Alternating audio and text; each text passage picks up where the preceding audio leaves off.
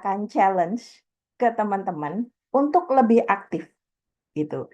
Jadi saya sangat suka ketika melihat orang yang aktif. Salah satunya adalah saya akan challenge teman-teman untuk maju ke depan, pitching, mempresentasikan apa yang nanti kita diskusikan gitu. Gitu. Jadi kelasnya harus aktif ya gitu. Yang ketiga adalah silahkan teman-teman boleh bertanya selama saya ngobrol, selama saya nanti presentasi boleh bertanya via chat. Terus nanti kalau saya sudah selesai, kita akan mulai dengan pertanyaan interaktif lewat voice ya, gitu. Nah, boleh tanya apa aja? Yang pertama pasti tanya tentang materi, gitu ya. Yang kedua, silahkan tanya apa aja yang teman-teman curious terkait dengan eh, korporasi dan terkait dengan pengalaman saya. Mungkin kemarin saya udah lihat Bu Syifa ada beberapa yang mampir ke LinkedIn gitu. Saya juga cukup aktif nulis di LinkedIn. Kalau teman-teman ternyata curious dengan itu, monggo silahkan ditanyakan gitu.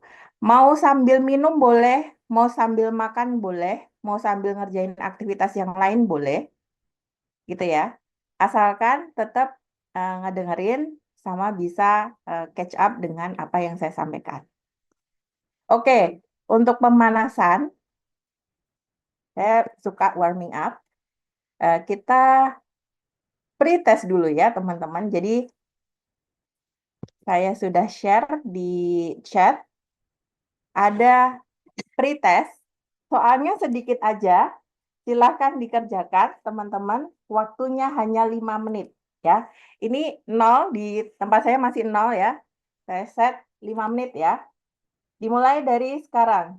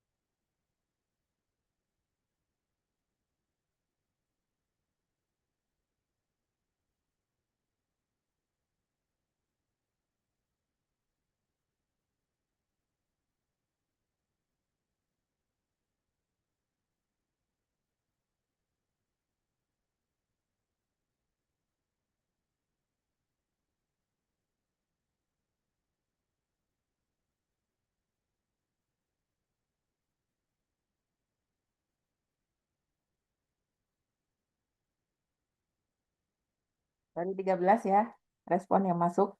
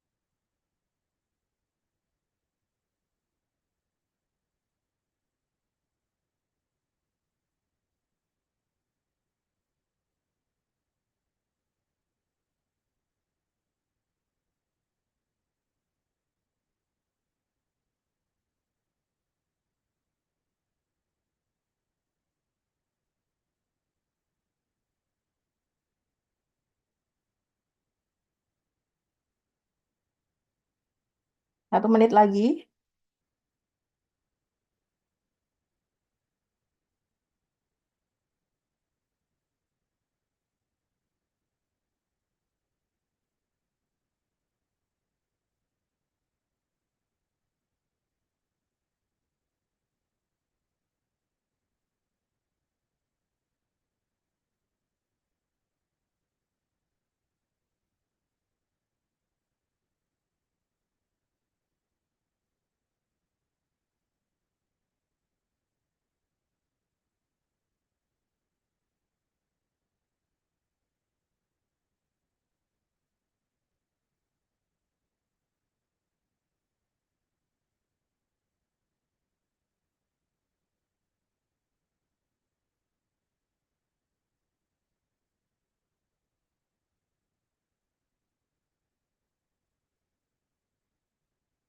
Dua detik. Oke.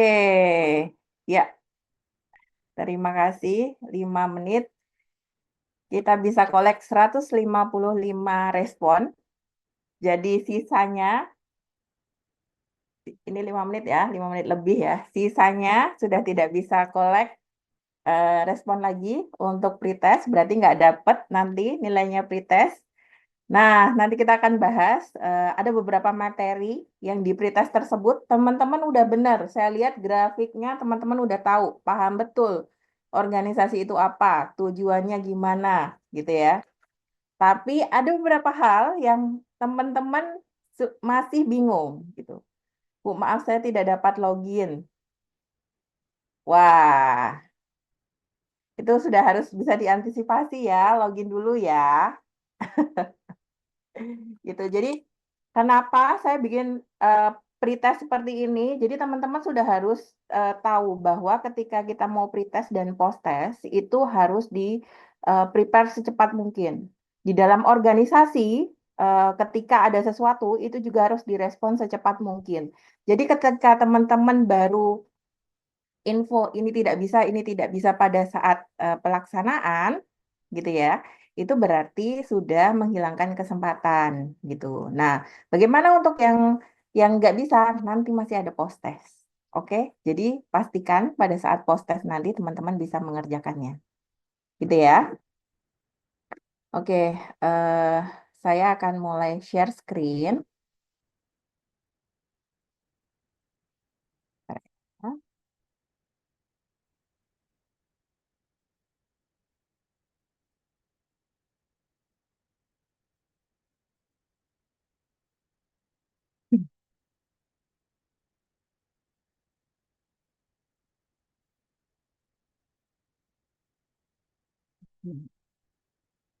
Oke, sudah terlihat ya, teman-teman?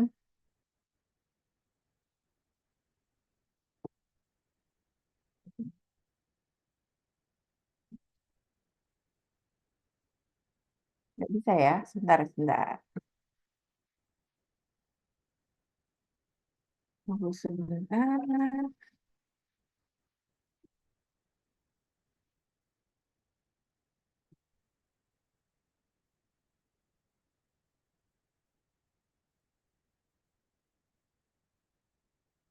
Ya, baik.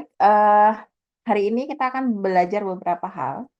Utamanya bagaimana sih desain sebuah organisasi, apa saja yang harus dipikirkan, apa saja yang menjadi poin yang harus dilakukan dan bagaimana caranya, gitu ya teman-teman. Jadi selama mungkin 1 jam ke depan saya akan ngomong, tapi 1 jam berikutnya kita akan ngobrol-ngobrol, gitu ya tentang organisasi.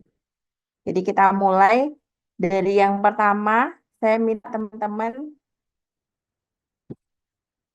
type di kolom komen apa yang kalian tahu tentang organisasi. Gitu. Nanti saya nanti mohon bantuan Bu Siva untuk ini ya Bu, di note ya Bu, teman-teman yang komen. Oke. Apa itu organisasi? Silahkan teman-teman chat di chat box. Oke. Oke.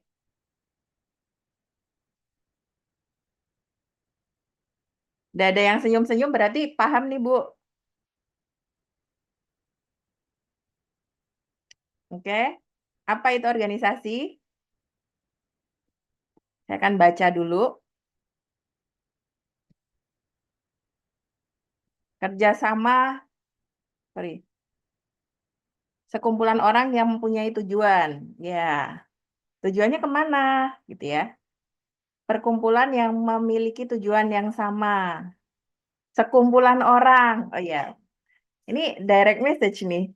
Sekumpulan orang, benar sih, sekumpulan orang, benar gitu.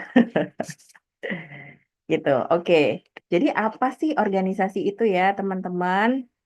Terima kasih responnya. Semua respon ini nanti kita note untuk menjadi poin juga, gitu. Organisasi itu sebenarnya adalah sebuah entitas yang berisikan sejumlah orang dengan tujuan yang sama. Tadi udah benar, ada yang tulis sekumpulan orang, benar, sekumpulan orang. Ada tujuan yang sama, benar, tujuan yang sama. Untuk melaksanakan kegiatan dan mencapai tujuan tersebut, ya. Jadi dalam organisasi itu orang berkumpul, tujuannya sama, mau mencapai tujuan ini, ya. Orang berkumpul, tujuannya sama dan mau mencapai tujuan ini. Nah, organisasi ini bergerak, diperlukan yang namanya struktur organisasi. Saya minta partisipasinya lagi untuk chat. Struktur organisasi apa yang kalian tahu? Jadi bukan definisi, tapi apa yang kalian tahu? Lihat gambarnya. Saya udah kasih hint gambarnya. Apa yang kalian tahu tentang struktur organisasi? Oke. Oke.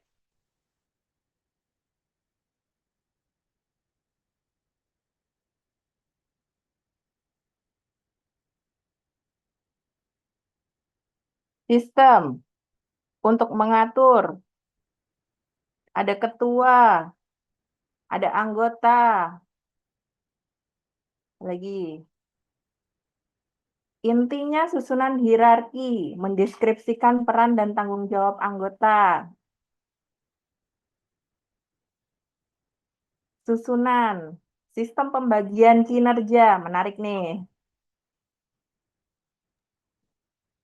Posisi dan sesuai dengan tanggung jawab. Nah, udah ketemu ya, teman-teman udah mulai tahu ya patternnya.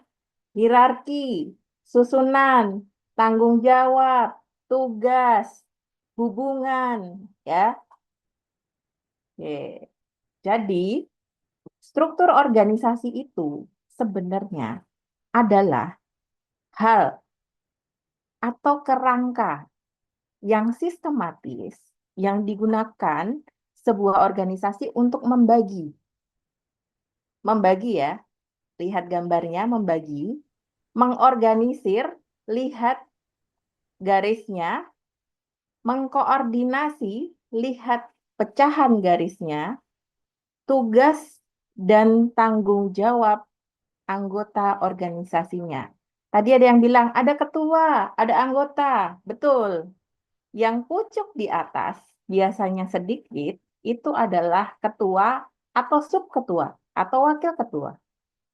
Yang bawah yang banyak biasanya adalah anggotanya. Gitu. Jadi teman-teman di sini basicnya teman-teman udah tahu bahwa organisasi itu sekumpulan orang atau entitas yang punya tujuan yang sama untuk meraih tujuan tersebut.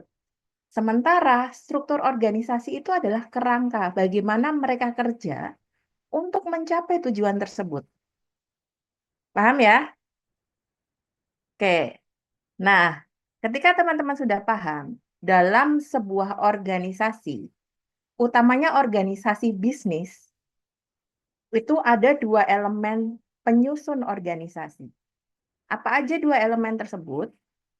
Elemen tersebut adalah satu namanya organ pengawas.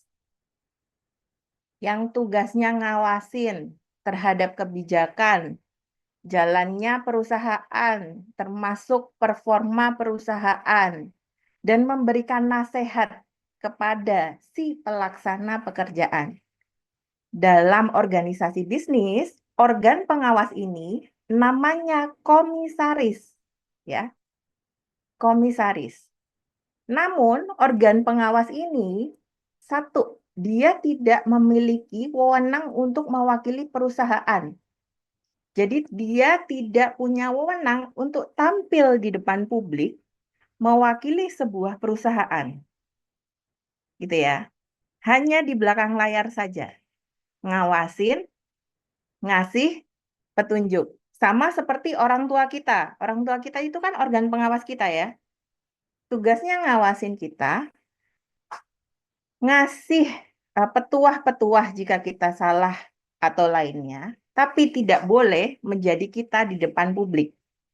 Gitu ya. Yang kedua, organ pengawas ini tidak secara langsung tergambar dalam struktur. Balik lagi ke yang tadi. Ketika kita lihat gambar di kanan bawah itu strukturnya yang paling istilahnya yang cuma satu di ujung itu adalah ketuanya, gitu ya. Dari modelnya kayak seperti corong, kecil ke besar, gitu ya. Nah, yang tergambar di sini adalah organ pelaksana, bukan organ pengawas. Organ pengawas ada di mana? Ada di luar struktur ini. Makanya, organ pengawas itu tidak secara langsung tergambar dalam struktur organisasi yang bentuknya bagan. Oke, pasti ada di luar kotak, gitu ya. Yang kedua, di dalam organisasi bisnis itu ada yang namanya organ pelaksana.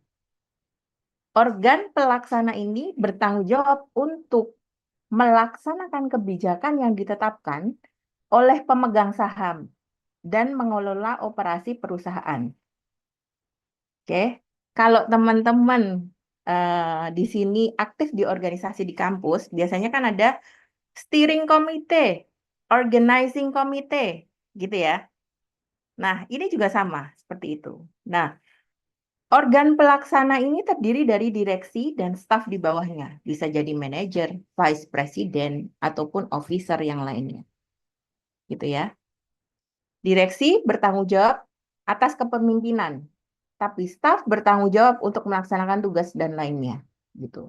Nah, sekarang saya tanya, tadi saya eh, sebut organizing committee sama steering committee. Kalau steering committee itu organ yang mana? Silakan dijawab. Steering committee itu organ yang mana? Silakan chat di komen. Steering committee.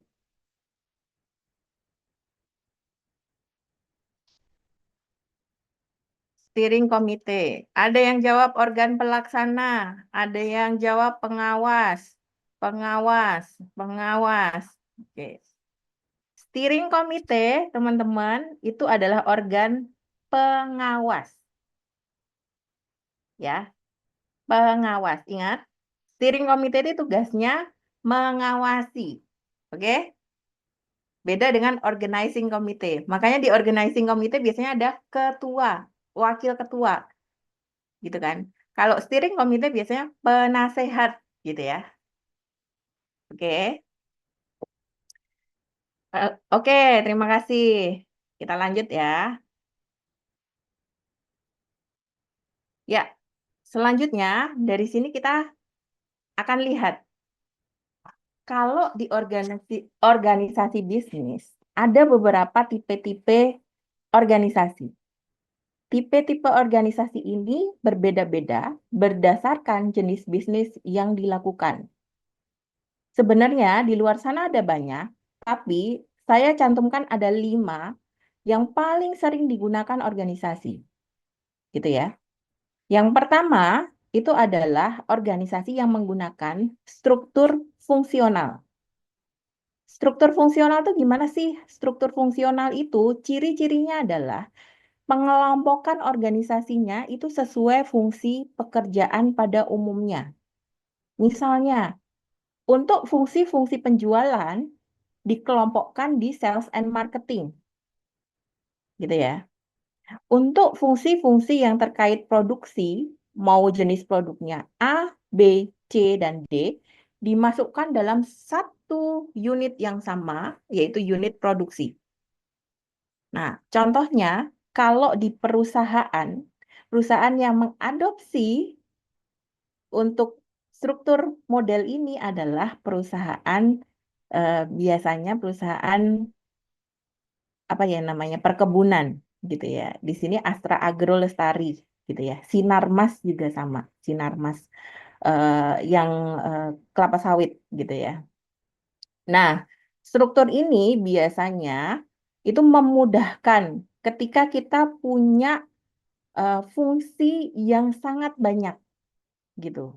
Kalau fungsi-fungsi kerjanya di breakdown banyak, lebih baik pakainya fungsional gitu ya. Kemudian yang kedua, ada struktur yang tipenya adalah geografis. Ya, geografis ini biasanya pemecahannya itu menggunakan area. Contohnya, dia dibagi menjadi regional. 1, 2, 3, 4. Atau dia dibagi menjadi area benua. Misalnya, Amerika and South America. Oceania and Australia. Middle East and Africa. Gitu ya. Kalau di Indonesia, biasanya organisasi-organisasi ini yang menggunakan regional itu adalah organisasi yang punya titik operasi sangat banyak di seluruh Indonesia.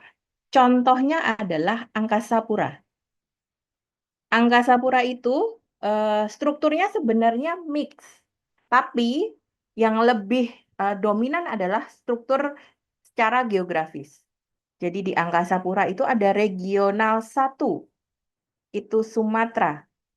Regional 2 itu Jakarta dan Kalimantan. Regional 3 itu adalah Central Java sampai dengan Nusa Tenggara. Dan regional 4 Sulawesi ke timur.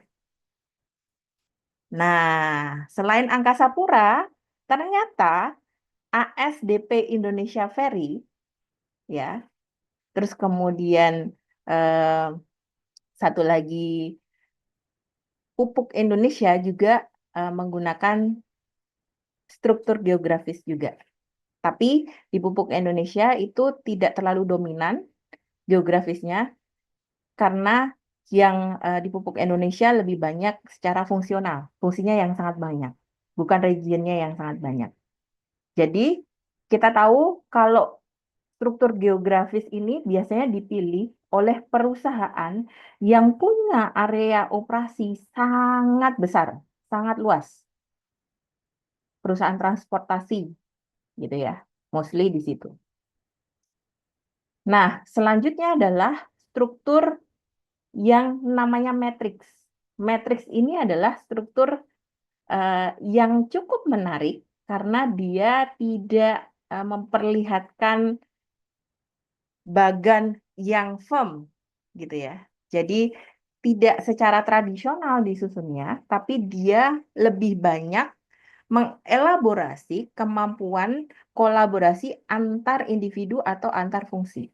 Jadi biasanya struktur matriks ini kalau kita lihat ya teman-teman, strukturnya itu agile. Agile itu gimana? Struktur yang agile itu adalah struktur yang bisa beradaptasi dengan kondisi apapun, secepat apapun gitu. Jadi bisa jadi strukturnya berubah-berubah dalam jangka waktu bulan.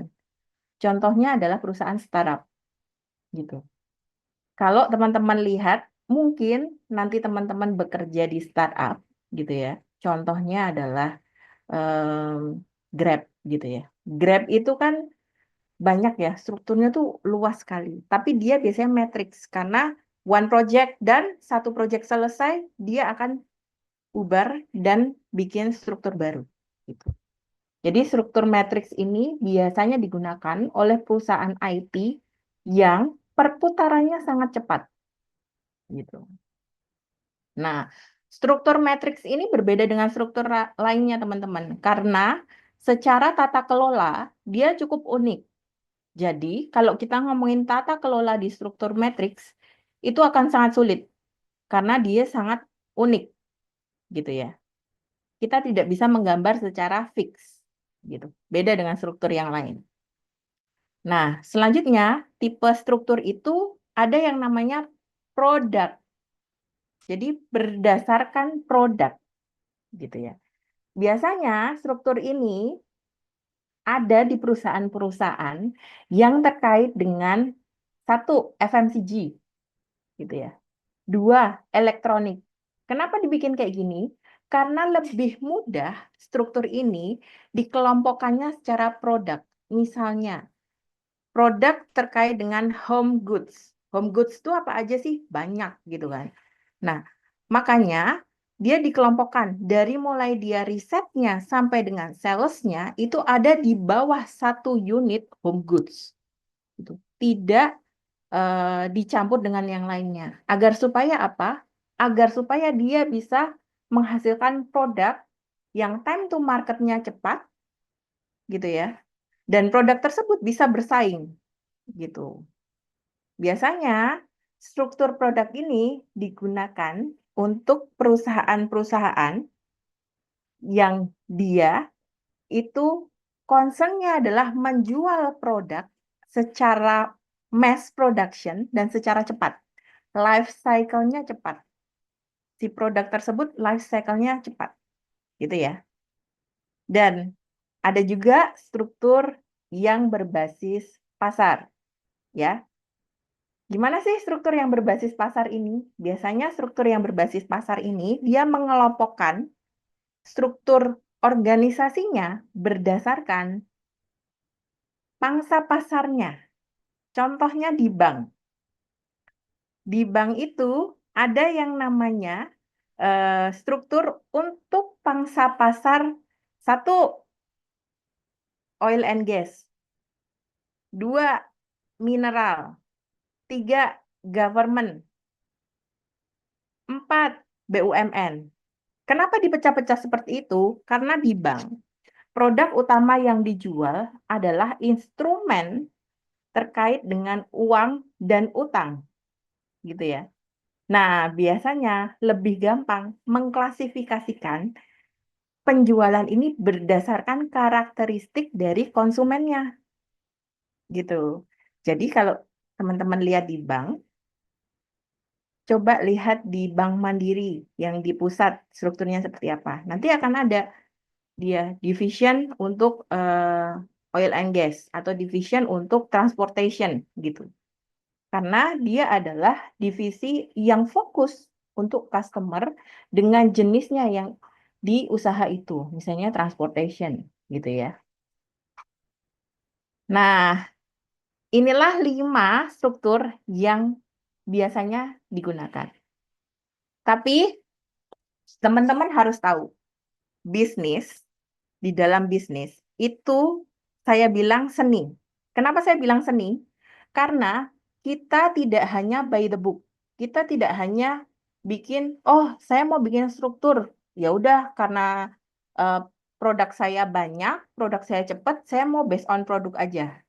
Gitu. Boleh, tapi biasanya yang saat ini terjadi di dunia bisnis, struktur itu modelnya campuran gitu. Kok bisa Mbak campuran gitu ya? Kok bisa Bu campuran gitu ya? Nah, contohnya adalah produk. Produk ini kalau teman-teman lihat FMCG ya, strukturnya ini memang berdasarkan produk, tapi juga berdasarkan regional. Contohnya adalah Coca-Cola. Oke. Coca-Cola ini ada beberapa produknya. Salah satunya adalah si eh, kolanya itu, jadi ada cola, ada mineral water, ya, ada yang lainnya kan. Si cola ini, walaupun dia berdasarkan produk, dia ada lagi pecahannya berdasarkan regional. Misalnya regional. Amerika and South America, gitu ya. Coca-Cola Indonesia and Asia Pasifik, ada juga seperti itu. Nah, umumnya terjadi saat ini adalah tipe struktur itu dicampur. Ada satu struktur yang biasanya dia tidak dicampur. Apa itu? Struktur matriks. Struktur matriks ini biasanya tidak dicampur karena biasanya dia kalau dicampur governance-nya akan susah. Jadi tata kelolanya akan susah. Makanya banyak struktur matriks ini hanya dipakai oleh perusahaan IT atau startup. Gitu ya. Oke. Nah, selanjutnya dalam menyusun organisasi itu kita summary-kan ada 5 hal yang harus teman-teman pikirkan gitu ya, yang harus teman-teman tahu. Yang pertama adalah evaluasi pekerjaan. Jadi teman-teman harus melihat kegiatan apa saja di dalam organisasi tersebut, apa saja yang akan dilakukan gitu. Selanjutnya ada pembagian kinerja. Jadi dirincikan. Tadi udah ada yang komen tuh, merincikan pekerjaan, pembagian kerja, pembagian tanggung jawab. Betul. Dalam penyusunan organisasi harus tahu pembagian kerjanya seperti apa. Kemudian harus dikonsider juga rantai komando. Rantai komando itu bagaimana kewenangannya, tanggung jawabnya, tugas, di mana yang harus di atas, di mana yang harus di tengah, di mana yang harus di bawah, di mana yang harus di organ pengawas. Harus tahu itu. Kemudian ada yang namanya pengambilan keputusan. Nah, pengambilan keputusannya harus balik lagi ke pusat atau bisa di daerah, sentral atau desentral. Nah, kita harus tahu itu. Kemudian kompleksitas, kerumitannya apa yang dikerjakan, kerumitannya si organisasi ini untuk mencapai tujuan, itu seberapa. Oke? Kalau teman-teman sudah tahu, sudah bisa mengidentifikasi kelima hal ini, teman-teman boleh memulai menyusun organisasi. Gitu ya. Ada 4 part yang saya sudah klasifikasikan untuk membuat sebuah organisasi itu. Yang pertama, sudah harus tahu jenisnya, gitu ya. Tadi udah ada gambaran tipe-tipe organisasi, gitu ya. Terus kemudian organisasi apa aja yang pakai tipe produk, gitu. Jenisnya udah harus tahu dulu. Yang kedua, fungsi, tugas, dan tanggung jawab harus tahu, gitu ya. Ditulis di organisasi ini akan ada siapa aja. Yang pertama, direktur utama. Tugasnya ngapain ya? Kemudian keuangan. Keuangan itu ada berapa ya orangnya? Misalnya, keuangan ada VP dulu, Vice President dulu. Habis itu, habis di bawahnya Vice President ada manager gitu ya. Ditulis. Habis itu baru ada staff. Tugasnya ngapain? Gitu ya. Ditulis dulu fungsinya apa, tugasnya apa, tanggung jawabnya apa, gitu. Biasanya yang kami lakukan di korporasi itu adalah membuat satu spreadsheet. Jadi kami klasifikasikan sesuai dengan tugas dulu. Direktur utama, direktur yang lain. Kemudian fungsi keuangan, terus kami pecah lagi. Di keuangan itu ada uh, manajer accounting, kemudian ada manajer uh, perpajakan atau tax, kemudian ada manajer finance dan treasury yang bagian penagihan gitu ya. Nah, baru yang lainnya lagi gitu. Di pemasaran ada marketing, di situ ada sales, ada business development juga gitu misalnya. Nah, di breakdown. Terus kemudian tugasnya apa aja? Melaksanakan ini, melaksanakan itu. Tanggung jawabnya adalah achieve target binomial ini atau push efisiensi senilai segini, targetnya seperti itu. Nah, biasanya di korporasi kami melakukan breakdown dulu dalam bentuk Excel. Fungsi, tugas, ya, tanggung jawab. Terkadang ada satu lagi, target. Fungsi, tugas, tanggung jawab, target. Gitu ya. Nah, itu untuk melihat bagian ini harus diisi selevel apa. Kalau bagiannya tidak terlalu kompleks, ya, tidak perlu diisi dengan posisi yang sangat tinggi seperti vice president. Contohnya, kalau kita ngomongin bagian umum tuh bagian kerumah tanggaan. Biasanya dia cukup hanya manajer. Nggak boleh, nggak banyak yang harus sampai vice president. Vice presidennya ditempelin ke yang lain, misalnya ke sekretariatan ditempelin bagian umum, gitu. Jadi, disinilah teman-teman bisa menentukan level jabatan apa yang akan ditentukan atau diposisikan di unit tersebut atau di tugas tersebut, di tanggung jawab tersebut. Setelah bikin spreadsheet ini, mulailah kita untuk menggambar. Yang paling atas direktur utama, bawahnya direktur apa, bawahnya vice president apa, bawahnya manajer apa, bawahnya regional berapa. Gitu. Nah, setelah punya spreadsheet, habis gambar, dicek. Ada yang tumpang tindih nggak? Jalur koordinasinya udah jelas belum? Gitu ya. Terus, orang tahu tugasnya nggak? Gitu. Jadi setelah bikin struktur, tidak hanya selesai digambar, tapi teman-teman harus bisa membuat deskripsi pekerjaan untuk masing-masing jabatan. Gitu ya. Oke. Selanjutnya, kita akan ngomongin span of control. Tadi sempat disebut di pretest. Ada yang tahu nggak span of control apa? Silakan komen di chat box. Span of control. Boleh, mau buka Google boleh. Mau tanya ChatGPT boleh. Apa itu span of control?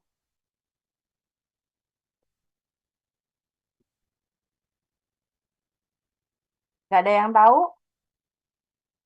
Nggak ada yang jawab nih Bu Syifa. Kayaknya belum pada tahu nih Bu. Span of control. Ada yang jawab. Kita lihat jawabannya. Rentang kendali. Jumlah bawahan yang dapat dikendalikan. Rentang kendali. Bawahan yang dapat dikelola. Oke.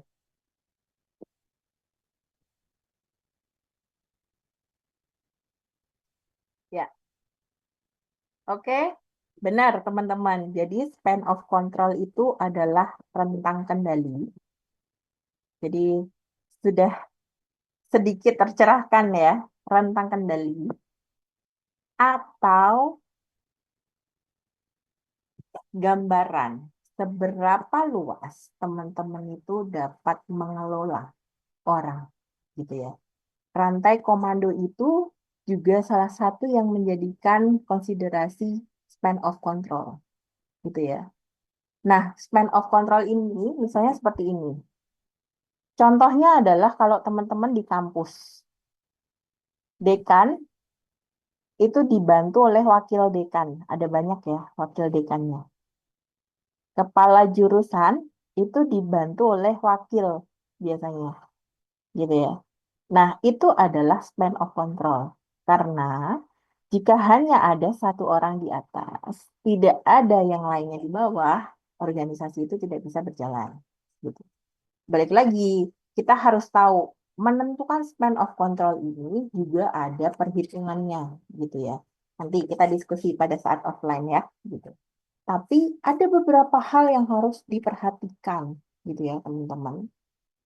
Yang pertama adalah sifat pekerjaannya seperti apa, gitu ya.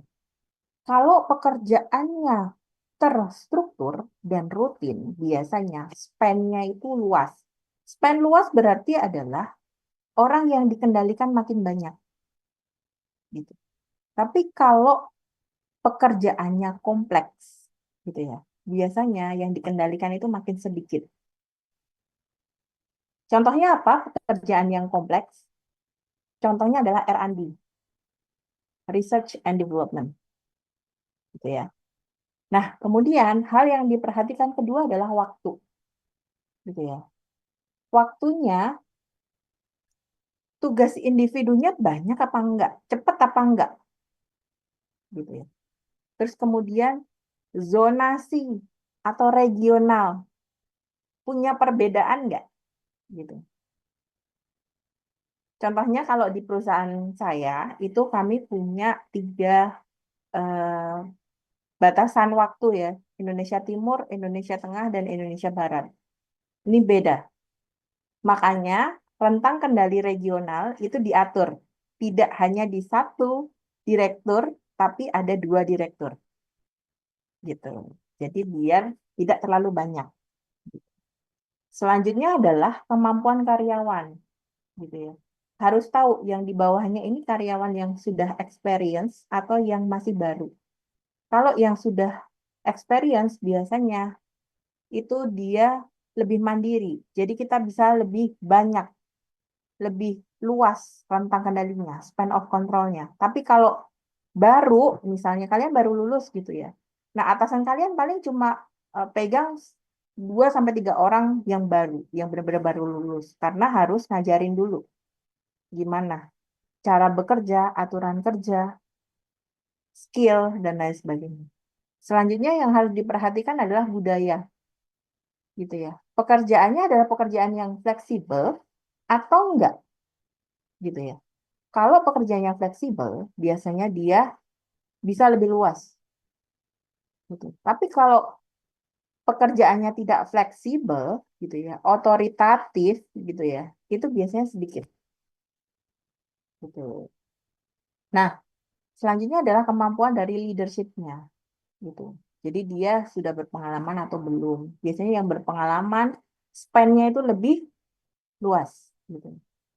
Nah, selanjutnya adalah teknologi yang digunakan. Kalau pekerjaan tim member di bawahnya bisa dikendalikan dengan teknologi, maka span-nya akan lebih luas. Gitu. Karena kita bisa melakukan pengawasan dengan teknologi. Contohnya, kalau kami di kantor, span kami itu biasanya sangat luas. Satu orang bisa pegang 8 subdivisi atau subbagian. Gitu. Contohnya, saya saat ini pegang 6 sub. Jadi span saya 6 gitu. Untuk pengawasannya saya menggunakan sistem. Jadi kami semua di office saya itu menggunakan sistem. Gitu. Saya bisa cek tim saya mana yang performance-nya bagus, mana yang punya problem gitu. Biasanya check-in system itu bisa melihat problem apa yang ada di tim member atau di subunit di departemen saya gitu. Nah, dari situlah biasanya kita melaksanakan check-in untuk pengawasan. Nah, disitulah menentukan span of control ini bisa luas apabila peran teknologi untuk pengawasan kinerja ini sudah mumpuni. Nah, dari sini teman-teman sudah belajar tentang bagaimana menggambar organisasi, bagaimana step yang harus dilakukan, mengidentifikasi, terus kemudian teman-teman sudah belajar span of control. Selanjutnya ini adalah hal yang ekstra harus teman-teman tahu bahwa organisasi bisnis saat ini biasanya didesain dengan konsep yang namanya smart organization. Smart organization itu ada 3 pilar, ya. Itu yang pertama adalah dia harus tahu purpose-nya dulu, tujuannya dulu. Kemudian dia mengidentifikasi desain elemen, terus kemudian dia menggambarkan bagaimana organisasi ini bisa berjalan.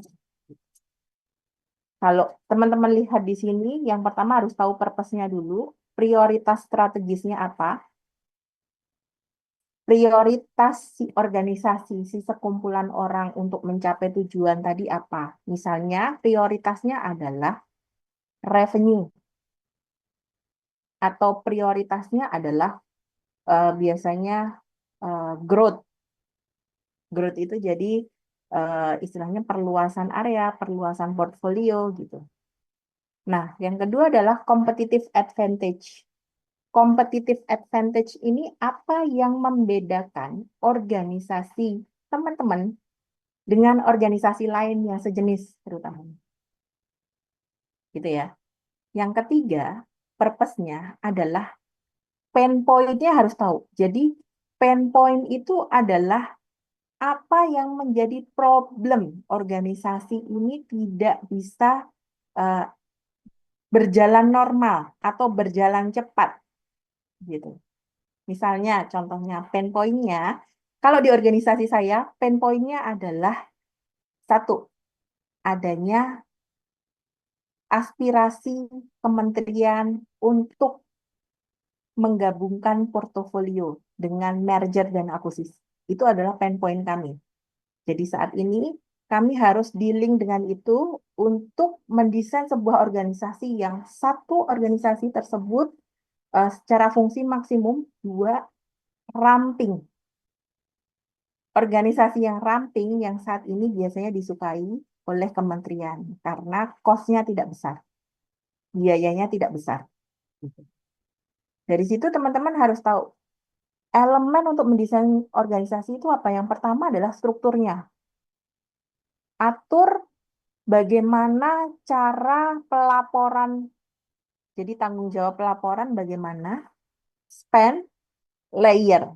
Span itu ke kanannya, layer ke bawahnya. Gitu ya. Gambarnya gimana. Yang kedua adalah role, ya, tugas, dan tanggung jawab. Tadi aku cerita di bagian, kita sedikit flashback, bagian bagaimana menyusun organisasi di sini. Ya, poin nomor 2 adalah disarankan untuk membuat spreadsheet. Fungsi apa aja, tugasnya apa aja, tanggung jawabnya apa. Biasanya sebelah kanan tambahin lagi, targetnya apa. Oke, sejalan dengan ini. Akuntabilitas. Akuntabilitas itu berarti dia tanggung jawabnya apa, posisinya di mana, terus kemudian dia perannya bisa sampai kemana aja, gitu ya. Kemudian KPI. KPI ini adalah target. Jadi semua orang di organisasi itu pasti punya target. Gitu. Nah, selanjutnya adalah individu atau talent. Ada nggak orang yang capable untuk ditaruh di sebuah posisi di organisasi? Kalau tidak ada, apakah ada pengayaan untuk peningkatan skill-nya? Nah, itu harus menjadi elemen di sebuah desain organisasi. Yang keempat adalah enablers. Enablers itu adalah enterprise decision process ataupun tata kelola, gitu ya. Performance management, tadi di tugas dan tanggung jawab sudah ada targetnya, KPI-nya. Di sini performance management berarti penilaian si KPI tersebut. Kemudian talent management. Jadi talent management ini pengelolaan orang. Orang ini mau masuk, selanjutnya orang ini mau diproyeksikan di posisi apa? Naik ke leadership nomor berapa? Gitu ya. Dipromosikan atau di gimana kan gitu. Nah, itu harus ada. Tuh. Nah, selanjutnya untuk merealisasikan hal itu semua, itu yang pertama yang harus dilaksanakan adalah mendesain staffing dengan cascade. Jadi kasih tadi udah span-nya udah diisi, layernya ditentukan berapa layer gitu ya. Terus kemudian melaksanakan istilahnya penilaian semua itu dengan matrix gitu ya. Jadi semua ada kertas kerjanya, ada spreadsheet-nya gitu ya. Terus kemudian komunikasi multiple layers itu harus diatur siapa ke siapa, harus minta persetujuan ke siapa saja. Saya sebagai VP, saya harus minta persetujuan ke direksi siapa saja. Saya bisa memberikan persetujuan ke siapa, gitu ya. Terus kemudian adalah enabling leader, jadi membreeding para leader ini dan top talent. Gitu. Ujung-ujungnya organisasi ini harus berjalan dan juga harus bisa memberikan tambahan dengan mengembangkan orang, mengembangkan kapabilitas orang. Jadi, dalam sebuah organisasi, semua pengembangan orang, pencapaian tujuan itu harus berjalan secara paralel, gitu ya. Nah, dari situlah konsep dari smart organization ini bisa terrealisasi. Oke, ini dari saya kayaknya ini slide terakhir, teman-teman. Cukup cepat ya. Oke. Nah, karena udah slide terakhir, saya mengundang teman-teman kalau ada yang mau bertanya terkait dengan materi tadi, silahkan teman-teman chat atau bisa raise hand. Oke? Silakan.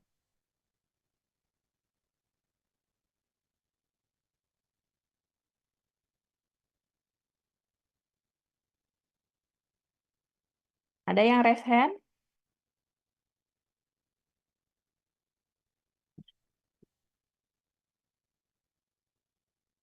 Ada yang chat? Ada yang raise hand?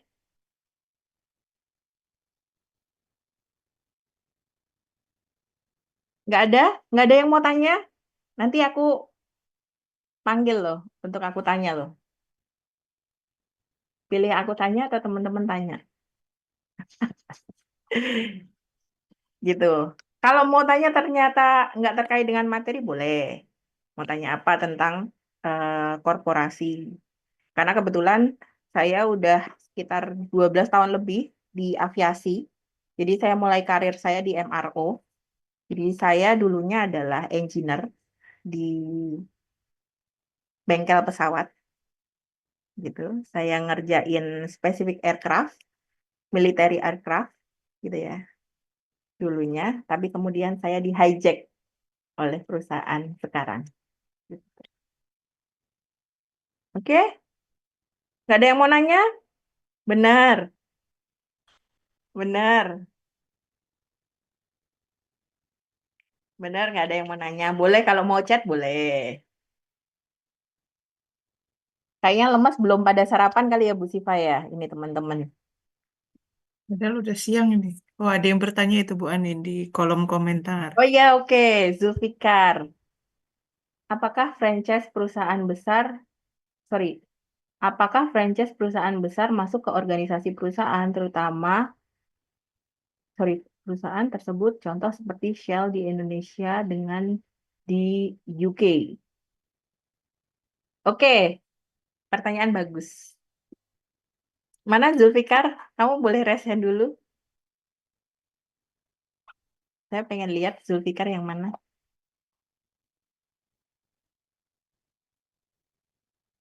Zulfikar. Zulfikar kelas apa ya? Ahmad Salad.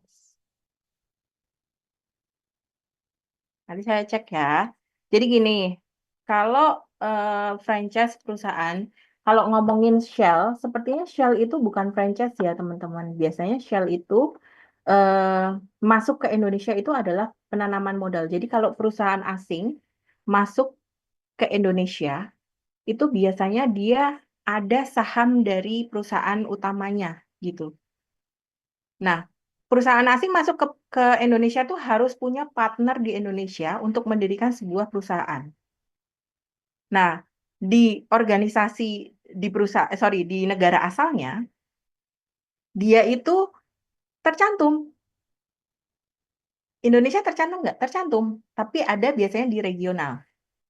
Jadi dia geografis base-nya. Balik lagi, Shell itu mengadopsi model organisasi yang campuran. Jadi dia ada yang namanya function base, gitu ya, function base, kemudian geographic base. Ketika kita ngomongin Shell Indonesia, positioning Shell Indonesia pada saat dilihat dari point of view Shell internasional, Indonesia itu adalah regional. atau struktur geografis gitu. Gitu ya. Oke. Selanjutnya ada yang bertanya pada bagian span of control bahwa perusahaan memiliki dua direktur, tapi berdasarkan definisi tersebut bahwa pelaporan kepada satu pimpinan. Itu maksudnya bagaimana ya? Span of control itu memiliki dua direktur, tapi berdasarkan definisi pelaporan kepada satu pimpinan. Sebentar, aku cek dulu ya.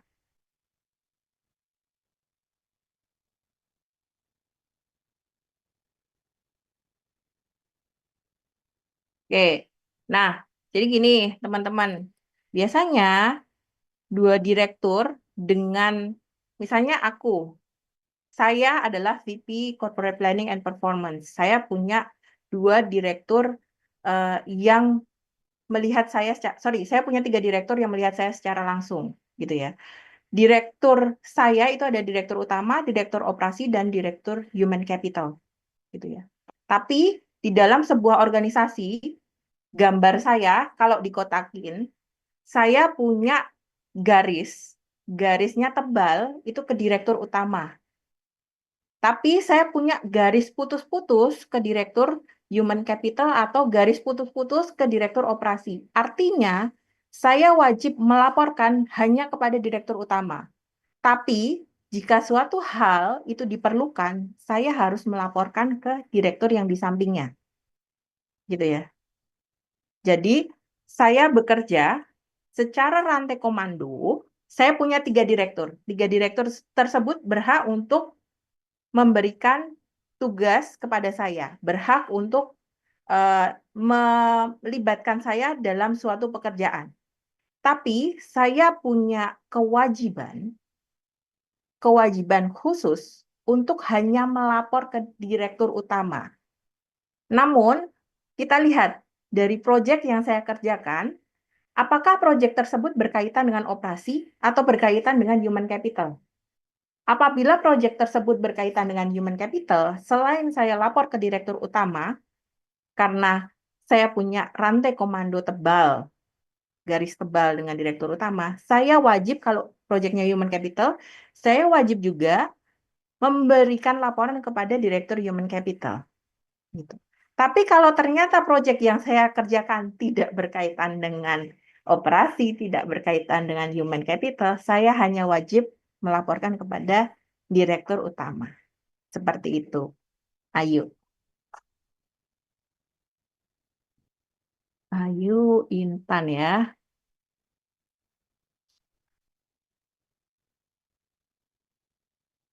Oke, ada yoga yoga siapa ini namanya? Asepi. Yoga Asepi.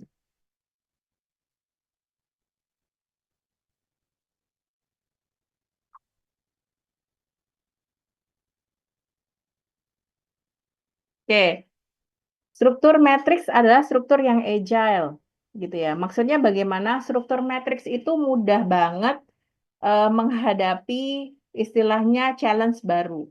Karena struktur matriks ini biasanya itu hitungannya bulan, dia bisa berubah gitu. Jadi ketika ada challenge baru, dia bisa langsung dirubah gitu. Makanya dia mudah beradaptasi gitu.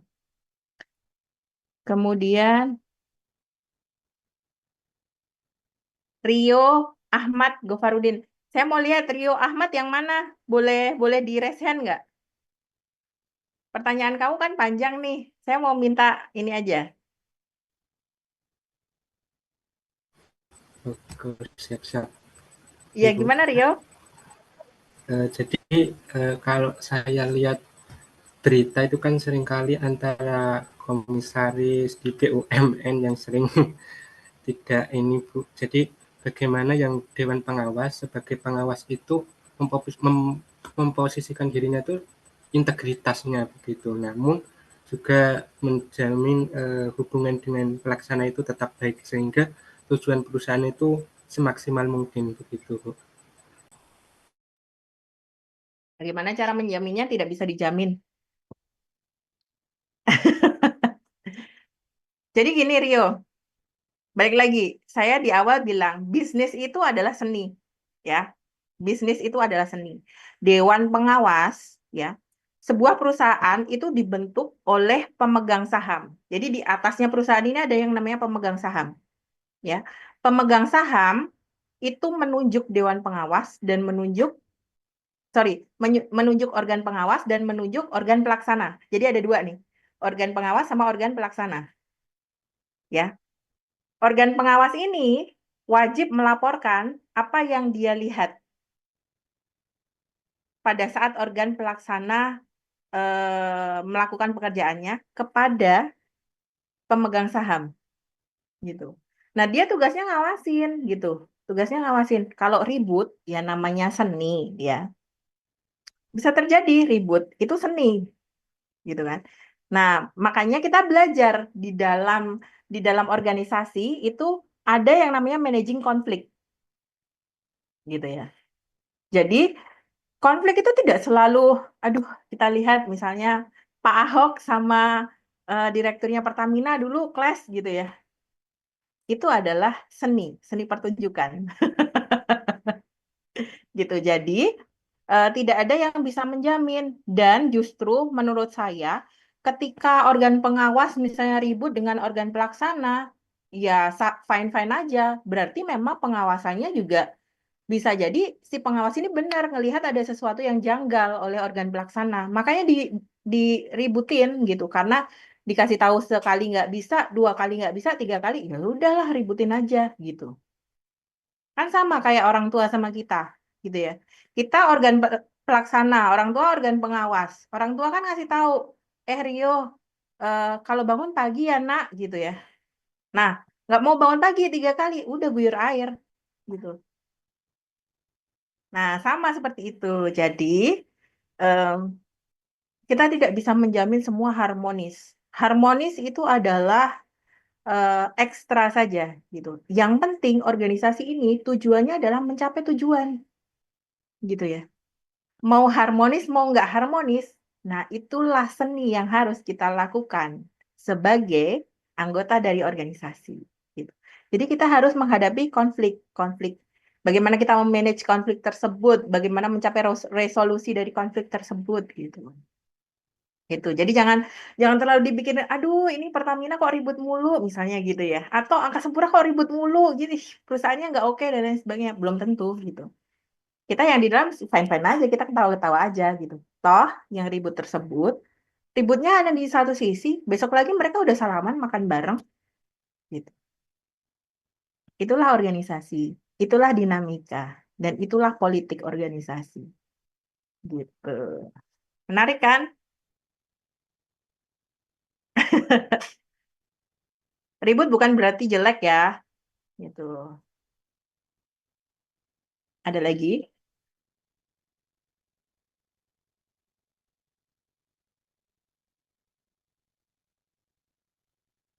Ada lagi yang mau tanya?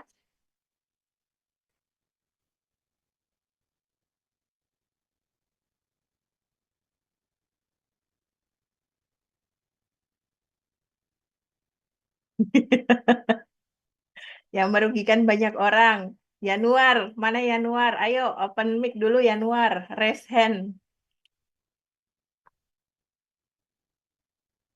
Ayo Yanuar. Izin bertanya, Bu. Silakan. Kalau dalam organisasi, kepalanya atau ketua organisasinya membuat kebijakan yang merugikan banyak orang, apakah kepalanya harus diganti atau dilengsarkan, Bu? Atau ada Oke, solusi lain mungkin? ya. Kalau kepalanya membuat eh, kebijakan yang kontroversial terus merugikan banyak orang, pertanyaannya dia mempengaruhi tujuan atau target organisasi nggak?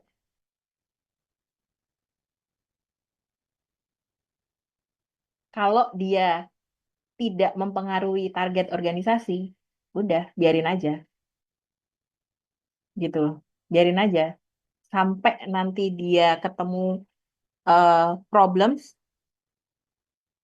dia akan evaluasi dirinya sendiri.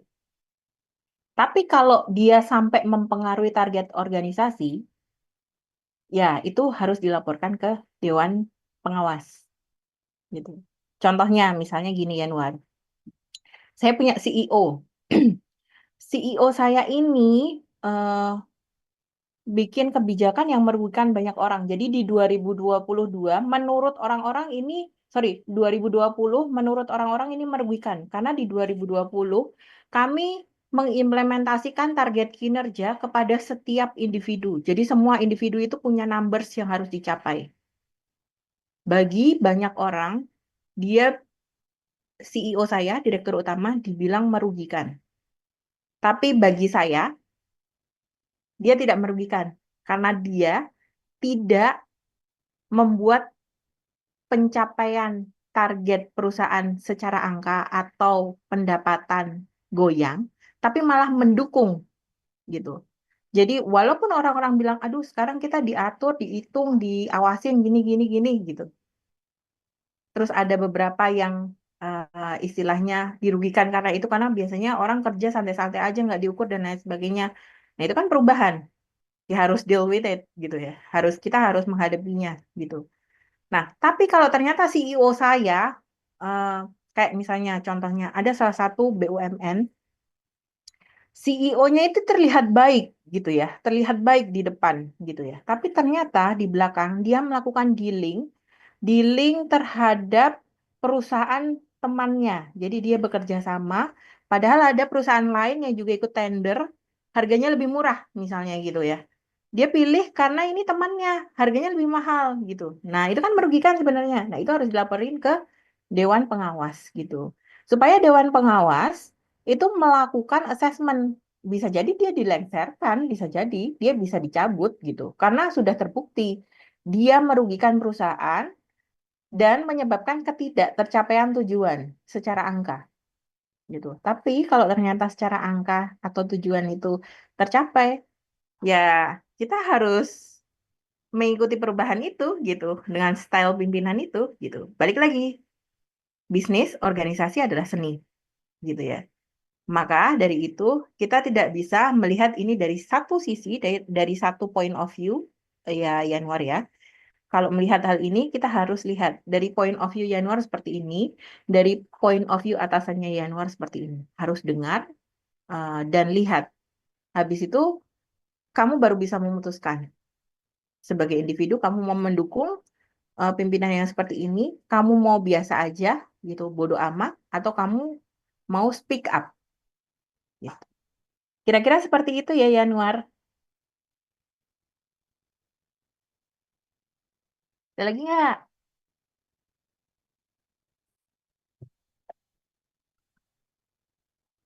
Hmm.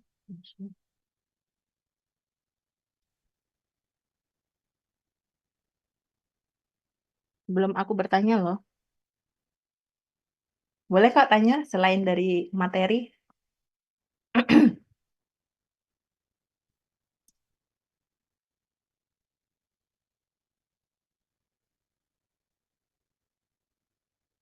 Oke?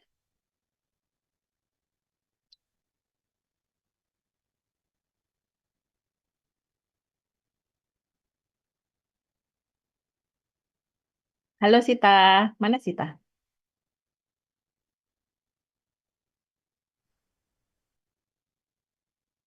Boleh raise hand Sita?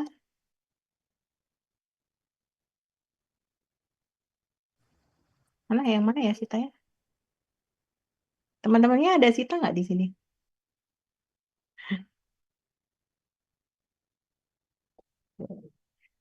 Oke, jadi tantangannya apa gitu ya selama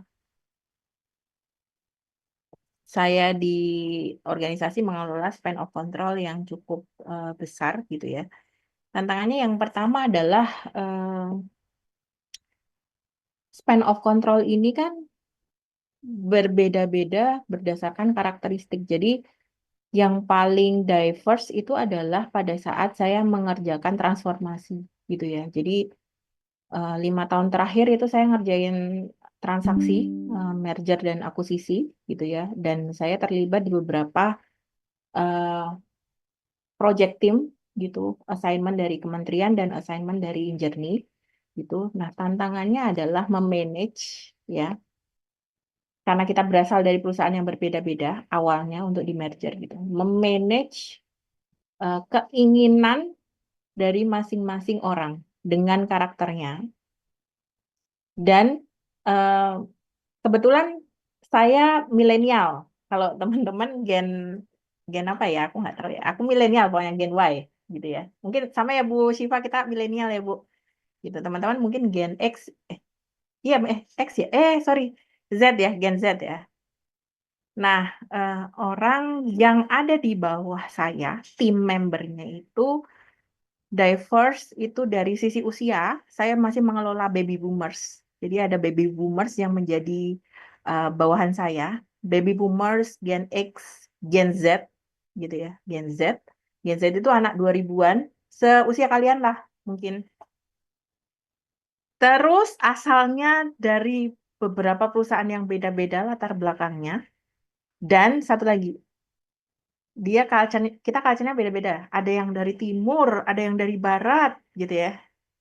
Ada yang bule juga kebetulan gitu. Jadi di perusahaan kami itu ada afiliasi dengan salah satu apa ya namanya service company di luar gitu. Karena pada saat penugasan itu saya kebetulan mengelola 4 portofolio, 12 line of business. Jadi saya bikin bisnis proses. Nah, tantangannya adalah memanage karakteristiknya dan apa isi otaknya. Apa isi otaknya itu lebih ke dia pengennya apa, bawa message apa dari company-nya gitu. Nah, untuk memanage orang itu ya, jadi memanage orang itu kan seni. Balik lagi saya selalu bilang seni gitu. Kita nggak bisa, kadang kita harus strict, enggak ya enggak gitu kan. Iya ya iya. Tapi pada saat di titik ini saya banyaknya adalah iya enggak tapi di blended gitu. Terkadang untuk mengiyakan orang atau bilang enggak ke orang, saya harus diskusi banyak gitu. Gitu. Jadi tantangannya adalah lebih ke target sih. Maksudnya isi kepala, menyatukan isi kepala itu gimana dengan apa ya namanya background yang beda-beda gitu. Karena pada saat itu kita ditarget 4 Januari 2024 kami sudah harus live eh, dan live tuh maksudnya proses merger, proses akuisisi udah harus live, berarti sebelum itu kita harus selesai semua gitu. Jadi bagaimana kebetulan saya perempuan di proyek itu laki-laki banyaknya. Nah, tantangannya lebih ke memanage rekan kerja saya gitu sih, yang memang secara umur, secara perusahaan beda gitu ya. Terus kemudian secara culture juga beda gitu. Itu sih. Bagaimana menyesuaikannya? Sebenarnya kalau penyesuaian yang harus dilakukan adalah banyaknya komunikasi gitu. Makanya terkadang di dalam bisnis dealingnya itu harus lebih banyak. Kita ngobrol tuh harus lebih banyak gitu. Bukan kita yang didengar ya, bukan kita harus selalu yang didengar, tapi kita ngedengar gitu. Jadi kita harus ngedengar dulu. Mereka tuh maunya gimana sih? Mereka tuh ada message-nya apa sih gitu. Kita dengar dulu, baru kita kemudian bisa, oh sebenarnya mereka maunya misalnya, mereka maunya jalannya lurus, tapi dari atasan saya, dari kementerian maunya belok dikit gitu ya misalnya. Nah, kan kita nggak bisa, enggak, maunya gini, kementerian tuh maunya belok gitu kan, nggak bisa lurus gitu. Nah, tapi kita harus tahu, oh ternyata lurus itu karena ada aspek operasional yang dipertimbangkan gitu.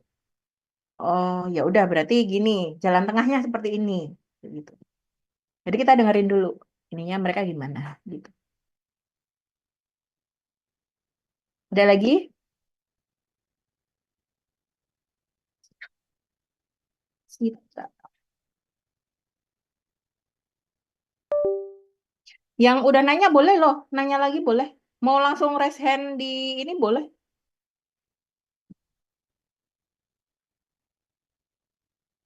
Boleh nanya apa aja mumpung masih ada waktu ya.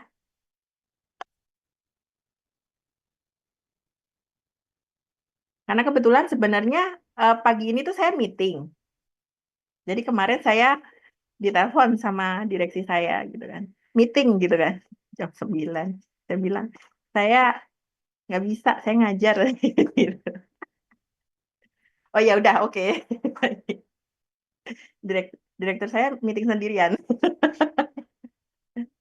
Alhamdulillah ya punya punya direktur yang istilahnya secara komunikasi itu enak gitu. Jadi eh, balik lagi tadi nyambung dengan pertanyaannya Sita gitu ya. Kita memanage orang itu kita harus benar-benar tahu style komunikasinya saya dengan orang tersebut tuh gimana. Misalnya kayak saya dengan Bu Syifa, kita komunikasinya ya kayak teman gitu kan. Ya gitu.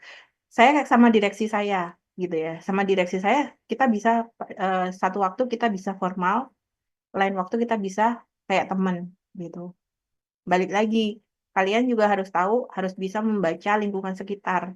Bagaimana cara berkomunikasi dalam organisasi gitu. Kalau di office biasanya komunikasinya eh, tenang gitu ya. Maksudnya tenang tuh, oh ya udah, Nah, ya nggak yang, selesai kuliah ini. ya oke, bentar lagi kelar kok.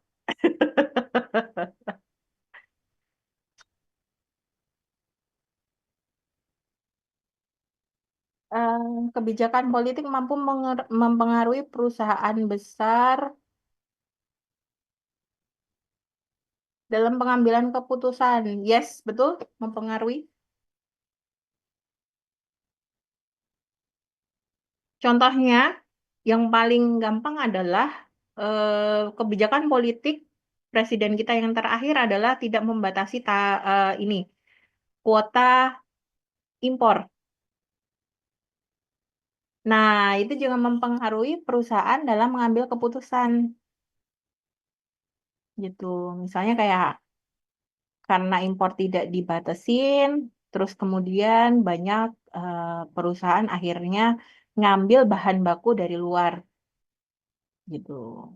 Tidak mengambil bahan baku dari dalam. Karena ternyata harganya lebih kompetitif dan kualitasnya lebih bagus dari luar gitu. Bisa terjadi. Terus kebijakan politik kita untuk fokus ke saat ini kan kalau nggak salah ada pemangkasan anggaran yang cukup besar ya di beberapa titik gitu ya. Bisa jadi setahu saya titik yang dialokasikan anggarannya lebih besar adalah terkait dengan pertahanan dan keamanan. Nah, dari situlah perusahaan itu bisa mengambil keputusan yang berbeda. Contohnya di perusahaan saya akhirnya kita bikin istilahnya ketika ngomongin kargo gitu ya. Kita kan punya lini usaha kargo. Ada tarif khusus ketika kargo tersebut terkait dengan apa sih namanya Hankam karena Hankam kan skala size-nya diperbesar gitu. Jadi ada budget pemerintah lebih besar di situ. Jadi untuk anggaran Hankam untuk proyek-proyek yang terkait itu yang membutuhkan kargo yang kami support pasti akan ada eh, keputusan untuk memberikan tarif khusus gitu. Itu sangat fluktuatif sekali gitu dalam mengelola uh, usaha ya gitu. Jadi banyak aspek. Kalau kita ngomongin usahanya masih skala kecil gitu ya, masih skala kecil yang dilihat itu hanya sedikit gitu. Tapi kalau udah secara nasional, secara global itu beda lagi gitu. Oke, ada lagi?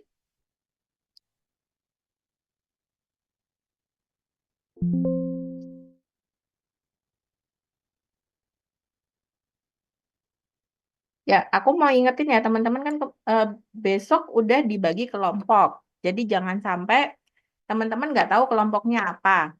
Pada saat kita ketemu, saya lebih pengen bukan saya yang banyak ngomong, tapi teman-teman yang banyak ngomong. Nah, nanti saya akan challenge teman-teman present ke depan semua. Jadi nanti apa yang mau di-present dan lain sebagainya nanti saya share ya. Tapi bukan hari ini gitu ya. Bukan hari ini gitu nanti akan saya share. Jadi teman-teman silakan dipersiapkan gitu.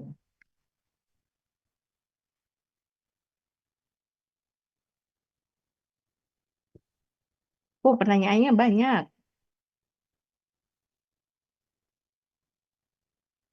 Dia Regita, boleh nggak bertanyanya pakai ini, pakai open mic?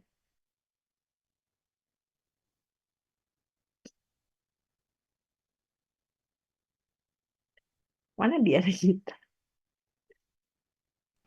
Ibu izin bertanya, Oke, silakan. eh, apakah seperti yang beredar di internet kalau banyak Gen Z itu yang udah bekerja itu tuh nggak terlalu cakap bekerja di perusahaan? Apakah selama pengalaman Ibu Anin bekerja itu pernah menemuinya? Terima kasih Bu. Kamu gen apa? Aku Gen Z juga Bu. Menurut kamu cakap nggak untuk mengerjakan sesuatu di perkuliahan? Cakap Bu. Cakap ya. Ya. Jadi kalau aku di perusahaanku, aku punya beberapa tim Gen Z gitu. Jadi dia kelahiran 2001, 2002, 2003 gitu ya. Eh, menurutku dia cakap aja gitu. Cuman style komunikasi Gen Z dengan kami tuh beda. Yieldnya, yieldnya tuh gimana ya ininya. Jadi ketahanan kalian untuk dalam menyelesaikan masalah itu juga beda gitu. Jadi kalian itu unik gitu ya. Gen Z itu unik gitu. Jadi bagaimana cara cara cara kok orang bisa bilang Gen Z itu nggak ini dan lain sebagainya. Karena kita beda pandangan aja sebenarnya gitu. Kalian pasti, aku nggak tahu, aku selalu dengar mental health is number one above anything. Bener nggak? Kalau iya, ya balik lagi komunikasi gitu. Saya menghadapi Gen Z memang agak unik gitu ya. Jadi cara komunikasi saya pun unik gitu. Tapi bagaimana bagaimana seni untuk membuat Gen Z ini bekerja secara produktif itu ada lagi. Dan seni itu kita tidak bisa ngomong caranya gimana. Kamu hanya bisa lihat. Jadi kalau eh, Regita tanya gitu ya Bu Anin, cara leadership-nya untuk manage Gen Z gimana? Saya hanya bilang, saya tetapkan cara komunikasi sesuai dengan point of view mereka, dan saya tetapkan target. Dan saya bikin pekerjaan itu selalu dinamis. Karena Gen Z itu biasanya banyak kan mereka butuh challenge gitu. Dan mereka butuh panggung gitu. Nah, saya pahami hal-hal itu. Makanya tim saya yang Gen Z benar-benar saya breeding gitu. Sekarang alhamdulillahnya udah bisa istilahnya eh, mengimbangi teman-temannya yang dari Gen X atau Gen milenial gitu. Secara skill setnya udah sama. Gitu. Terus kemudian Rokiati, halo, kamu yang mana? Boleh boleh open mic?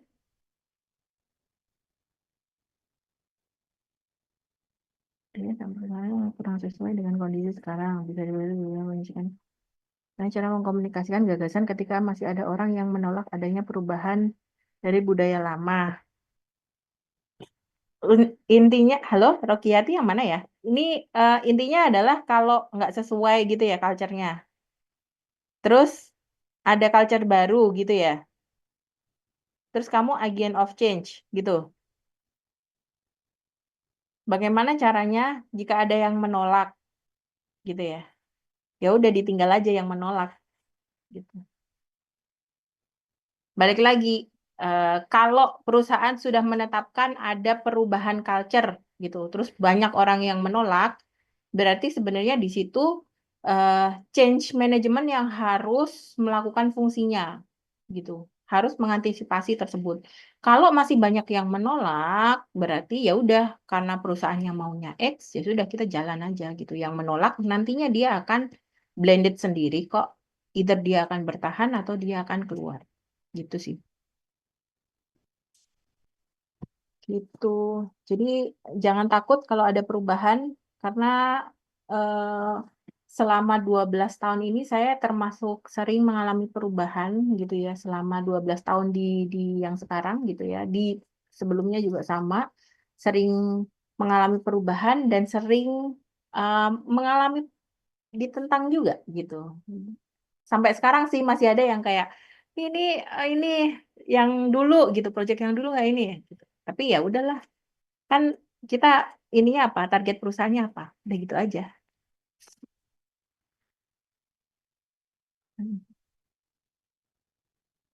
Muhammad Rizky Effendi. Oke, ini terakhir habis itu kita post test ya. Cara organisasi merancang sistem evaluasi kinerja yang adil, transparan, dan juga mendorong motivasi. Ada yang namanya performance management. Ini long way to go, Rizky.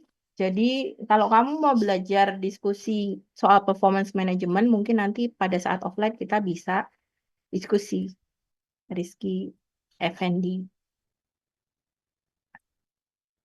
Intinya semuanya harus diukurnya secara numbers, secara angka, di target kinerjanya apa, terus di-convert ke angka, angka tersebut harus objektif dibandingkan dengan yang lainnya, kemudian menggunakan sistem, jadi semua bisa lihat transparan, tidak ada subjektivitas di situ, menggunakan sistem, terus kemudian ada reward and punishment. Ada reward itu bisa jadi promosi, bisa jadi awards, atau bisa jadi bonus gitu ya, atau punishment. Punishment itu bisa jadi dia demosi, bisa jadi perpindahan dan lain sebagainya gitu. Itu sih performance management. Oke, eh teman-teman, sudah pertanyaan terakhir. Terima kasih, Rizky Effendi. Selanjutnya kita post test ya, selama 5 menit aja. Gitu. Jadi silakan yang belum login ke email, silakan login. Karena saya, kalau masih ada yang bilang, Bu, saya nggak bisa login. Aduh, nanti saya catat sih. Itu aja. Gitu. Oke, selanjutnya kita kerjaan, kita mulai ya, 5 menit aja teman-teman.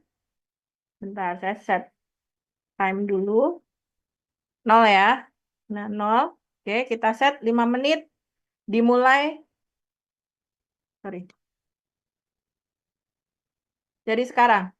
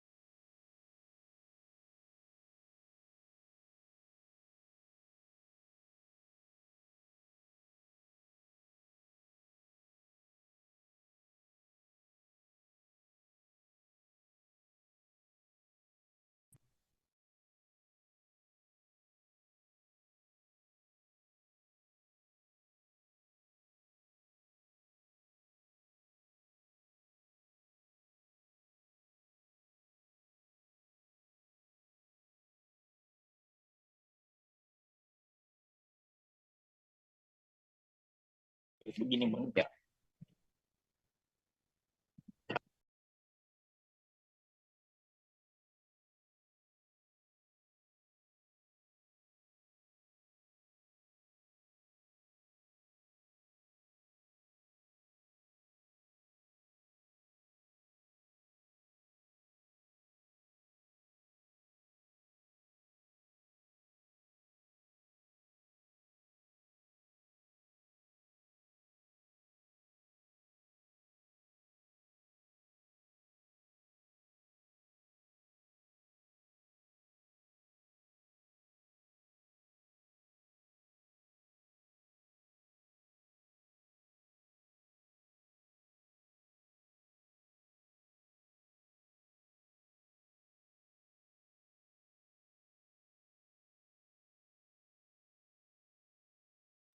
Ya 30 detik lagi.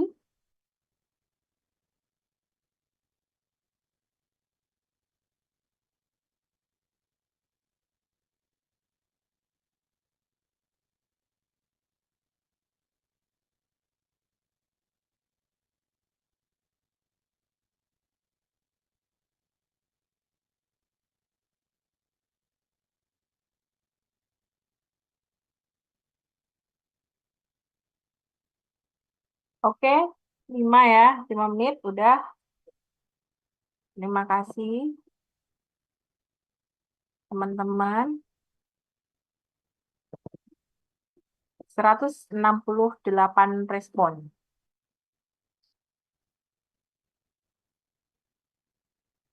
Ya, oke baik.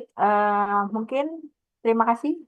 Dari saya cukup itu ya teman-teman. Nanti kalau teman-teman mau connect dengan saya, boleh kepoin LinkedIn saya. Kalau saya tadi udah ada beberapa yang lihat-lihat di LinkedIn saya. Boleh di-add juga gitu ya teman-teman, message dan lain sebagainya. Kita ngobrol, insya Allah kita ketemu minggu depan. Gitu. Saya kembalikan ke Bu Syifa, silakan Bu.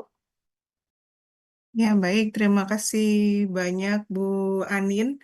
Mungkin kalau ini secara offline ya bisa kita berikan applause gitu ya untuk Bu Anin atas waktunya, ilmunya, sharing-sharingnya, dan terima kasih juga untuk teman-teman yang sudah hadir dan juga sudah bertanya dan sudah sangat antusias sekali gitu ya untuk apa namanya pada sesi hari ini.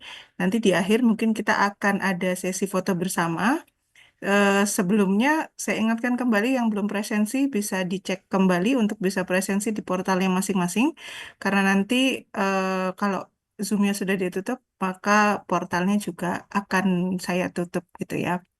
Dan persiapan teman-teman untuk yang apa namanya belum on kamera nanti karena kita akan mengadakan sesi foto bersama.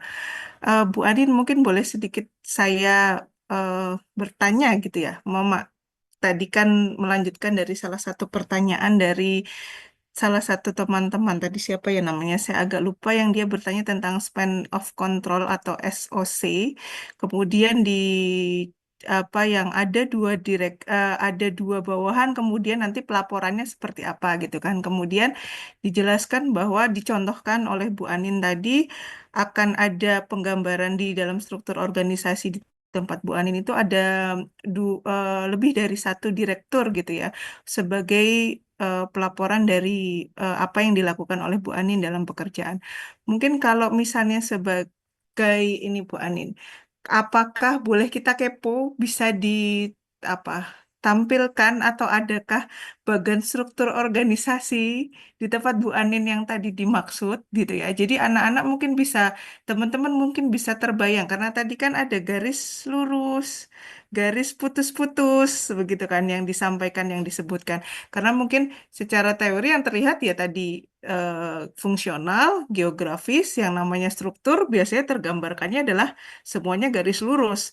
Ternyata kalau kemudian menjawab pertanyaan dari salah satu mahasiswa tadi, oh ternyata ada yang garis putus-putus, itu kan mungkin akan menjadi sebuah apa insight baru atau ilmu baru. Oh, ternyata di dalam organisasi itu bentuknya ada seperti itu. Nah, ini kan lebih kepada apa? Praktek langsung dalam perusahaan. Ternyata seperti yang disampaikan Bu Anin tadi, di situ yang berlaku mungkin di Angkasa Pura. Nah, mungkin bisakah apa kalau kita kepo untuk bentuk bagan strukturnya apakah itu dirahasiakan tidak menjadi konsumsi publik atau seperti apa? Misalnya nanti nggak bisa disampaikan di forum ini gitu ya, kita akan bertemu di offline gitu ya. Jadi ada kesepakatan misalnya ini sebuah rahasia tidak boleh dipublikasikan gitu ya. Tapi maksud saya mohon izin misalnya teman-teman bisa melihat secara langsung apa aplikasi langsung di perusahaan itu praktek salah satu bentuk struktur organisasi itu seperti apa. Karena pengalaman dari beberapa teman-teman yang pernah melakukan kerja praktek gitu ya kakak tingkat gitu saya juga agak heran ada yang pernah gitu tidak bisa menampilkan struktur organisasi jadi mereka kan agak bingung gitu apalagi mungkin untuk perusahaan-perusahaan yang bentuknya adalah anak perusahaan ini struktur yang fungsional tapi ini struktur yang regional geografis tapi merupakan bagian kecil dari struktur besar perusahaan. Nah, mungkin itu Bu Anin kalau dari saya mohon izin nanti seperti apa mungkin tanggapannya dari Bu Anin. Ya Bu, jadi gini, kalau struktur biasanya di kami itu hanya digambarkan secara, kan kami ada yang namanya keputusan ya Bu, keputusan direksi biasanya sebagai pedoman, jadi dibukukan gitu. Itu biasanya yang tergambar itu mostly adalah yang dash-nya lurus saja gitu, yang putus-putus itu tidak secara langsung tergambar, tapi dijelaskan dalam penjelasannya gitu. Nah, untuk yang ini juga menarik span of control ini gitu. Nah, nanti mungkin saya akan share lebih banyak di offline karena sebenarnya masuk materi offline Bu ini gitu. Saya kasih sampling gambarnya gimana sih rantai komando gitu. Nah, kita akan banyak ngomongin di situ. Itu namanya rantai komando, teman-teman. Rantai komando dan pertanggungjawaban gitu. Itu sih Bu, Ya. mungkin nanti pada saat offline ya Bu ya. Baik, terima kasih Bu Ani. Jadi kita bisa spill dikit ya tadi ya materinya untuk di tanggal 17 April. Jadi biar teman-teman semakin apa penasaran gitu bahwa dari sisi langsung di praktek pekerjaan itu kan harusnya lebih banyak yang bisa teman-teman dapatkan ketimbang dari bangku perkuliahan aja gitu ya. Mungkin kita akan sesi foto bersama terlebih dahulu. Ini kalau di layar saya ada 7 apa namanya slide ya untuk yang bergabung di sini. Mungkin nanti kita secara akan bergantian. Nanti saya pandu dari sini ya untuk kita akan melakukan sesi foto bersama dimulai dari slide yang pertama. eh nah, mungkin saya hitung ya. 1, 2, 3. Ini baru yang pertama. Kemudian sebentar kita ke yang kedua. Yang kedua saya hitung 1, 2, 3. Kemudian ini adalah yang ketiga. Yang ketiga, sebentar. Saya hitung ya. 1, 2, 3. Kemudian yang keempat. 1, 2, 3. Kemudian yang kelima. Oh, Alhamdulillah, terima kasih teman-teman. Banyak yang sudah open kamera ya. Kelima, 1, 2, 3. Kemudian keenam. Keenam masih banyak juga yang open kamera. Baik, terima kasih. Keenam, 1, 2, 3. Kemudian yang terakhir, ini biasanya yang kameranya sudah pada mati. Ya, tinggal tertulis nama. Baik, saya 1, 2, 3. Baik, sudah untuk sesi foto bersama. Sekali lagi saya sampaikan terima kasih banyak kepada Bu Anin dan mohon maaf ini Pak Miko menyampaikan tidak bisa bergabung untuk di hari ini. Semoga nanti pas di hari Kamis beliau bisa menyempatkan hadir untuk bisa bertemu di mata kuliah OMPI secara offline. Untuk yang terakhir adalah pengumuman. Saya izin menyampaikan pengumuman kepada mahasiswa ya Bu Anin. Untuk pelaksanaan offline, yaitu pertemuan kita di minggu keempat, itu adalah di tanggal 17 April, jadi di hari Kamis, 17 April 2025. Nanti teman-teman akan bertemu langsung dengan Bu Anin secara tatap muka langsung. Tapi kita tidak akan bertemu bergabung satu kelas, tapi kita akan bertemu di kelas setiap kelas teman-teman masing-masing. Jadi untuk mahasiswa kelas C nanti akan bertemu dari jam 9 sampai dengan jam 11. Kemudian jam yang kelas apa namanya kelas B itu adalah jam 11 sampai dengan jam 13. Kemudian yang kelas A itu adalah jam 14 sampai dengan jam 16. Mohon izin ini saya sampaikan ini mungkin ada kelas B dan kelas A yang akan terbentrok dengan apa namanya waktu sholat gitu ya. Jadi misalkan nanti teman-teman di tengah waktu ada yang ingin izin untuk sholat zuhur dan atau sholat asar untuk yang sore, saya mohon izinkan mahasiswa kepada Bu Anin karena mungkin memang ada beberapa yang mungkin memang mau keluar sholat dulu terlebih dahulu. Sebelumnya mohon maaf dari waktu memang dari sisi jam kita berbentrok itu karena adalah waktu yang sangat susah mengatur jadwal mahasiswa dan jadwal ruangan gitu ya dan juga waktu ketika Bu Anin memang waktu bisa datang ke Jogja. Jadi seperti sudah saya sampaikan teman-teman posisi Bu Anin lokasinya adalah harian tidak di Jogja. Maka saya sudah berusaha dengan Pak Miko juga berkoordinasi agar teman-teman tidak tabrakan dengan mata kuliah yang lain gitu ya. Dan saya juga sudah berkoordinasi dengan ketua kelas masing-masing, juga sudah saya umumkan bagaimana yang nanti bertabrakan dengan mata kuliah yang lain gitu ya. Nanti secara lengkapnya saya akan sampaikan di grup. Tapi intinya ketika kelas C yang teman-teman bertabrakan dengan mata kuliah Metopen, itu sudah saya sampaikan dengan pengampu, nanti akan bisa disesuaikan, mungkin akan lebih maju gitu ya untuk kelas Metopennya. Dan untuk yang kelas B, saya diinformasikan tidak ada tabrakan sama sekali, mungkin karena dia jamnya adalah jam 11 sampai dengan jam 13. Sedangkan kalau yang teman kelas A mungkin ada sedikit bentrok dengan mata kuliah pilihan, tapi saya disampaikan oleh pengampu bahwa untuk mata kuliah pilihan sistem transportasi nanti akan berpindah waktu. Tapi kalau yang manajemen energi, karena harusnya kuliahnya jam 7.89 bersamaan dengan OMPI, maka seperti yang diinformasikan, mata kuliah OMPI tidak bisa berpindah kelas karena kelas yang lain itu kuotanya sudah sangat full, sudah 60 bahkan ada yang sampai 65. Dan itu kapasitas kelasnya jadinya nggak cukup kalau teman-teman berpindah kelas yang lain. Itu sudah saya koordinasikan ke TU dan ke Simeru, memang Simeru tidak memberikan kelas lagi juga kalau lebih dari 65 mahasiswa. Jadi maka kenapa aturan pindah kelas itu tidak diperbolehkan di mata kuliah OMPI ini. Jadi bagi teman-teman yang mengambil mata kuliah pilihan manajemen energi, bisa nanti karena itu pilihan ya, jadi bisa dipilih gitu mana yang mau diambil antara OMPI ataupun manajemen energi. Karena nanti ketika offline kuliah offline di setelah pertemuan Bu Anin dari pertemuan 5 sampai 14 kan kita akan offline dan kita akan menggunakan kelas. Maka nanti kalau lebih dari 65 kapasitas kelasnya jadi nggak cukup. Maka saya nggak perbolehkan teman-teman untuk pindah kelas. Baik, demikian pengumuman dari saya. Sekali lagi saya sampaikan terima kasih banyak kepada Bu Anin. Sampai bertemu insya Allah di hari Kamis. Semoga kita semua dalam keadaan sehat. Semoga nanti kita bisa bertemu dengan mendapatkan manfaat yang lebih banyak. Dan buat teman-teman, silakan nanti lebih ini lagi. Yang tadi sudah sangat bagus, sudah sangat aktif.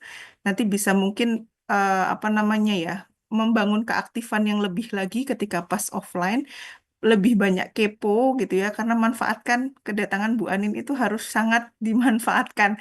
Saya yang bertemu dengan Bu Anin baru satu kali ya Bu ya secara offline itu yang tahun lalu itu sudah sangat merasa bahwa wah ini apa namanya kegiatan kuliah praktisi ini adalah kuliah yang memang sangat bermanfaat sekali untuk mahasiswa. Baik, kita tutup pertemuan hari ini dengan membaca hamdalah. Alhamdulillahirabbil alamin. Semoga kita selalu dalam keadaan sehat, selalu dalam lindungan Allah Subhanahu wa taala sampai bertemu lagi insyaallah di offline tanggal 17 April 2025. Saya tutup kesempatan hari ini dengan Assalamualaikum warahmatullahi wabarakatuh.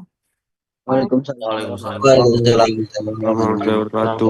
Banyak Bu Anin, teman-teman, mohon maaf lahir Terima dan kasih. batin. Terima kasih. Kembali Bu. Stop Zoom-nya ya.